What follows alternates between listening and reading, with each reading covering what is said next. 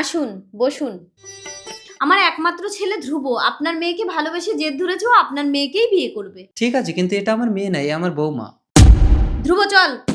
দাঁড়ান দিদি, আমার ছেলে মারা গেছে, দয়া করে আমার বৌমাকে আপনার বাড়ির বৌমা করুন প্লিজ। অসম্ভব। আমি মৃগয়াকে ছাড়া বাঁচবো না মা। ধ্রুব, আমি এই বিয়ে করব না বাবা, কেন বৌমা? কারণ আমি বিশ্বাস করি না আপনার ছেলে মারা গেছে। কেন বিশ্বাস করো না বৌমা? বিয়ের পর পাহাড়ে হানিমুনে গিয়ে তোমার চোখের সামনে তো বরফের ধস চাপা পড়ে পৃথক মারা গেল। মৃগয়া, আমি তোমাকে মেয়ের মতো করে রাখবো। বাবা, যাও মা। চলো মা। আঙ্কেল, আজ নিউজে বেরিয়েছে ভারতীয় সেনারা পৃথককে পাহাড় থেকে জীবন্ত উদ্ধার করেছে। কি বলছো তুমি? হ্যাঁ। আমি এখনই দার্জিলিং যাব।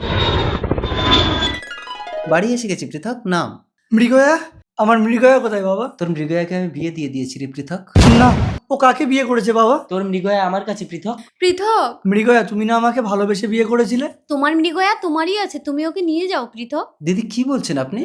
আমি আপনাকে বলেছিলাম না মৃগয়াকে আমি মেয়ের মতো করে রাখবো। আমার স্বামী যদি মরেও যেত আমি কাউকে বিয়ে করতাম না, কারণ মনের মানুষ একজনই হয়।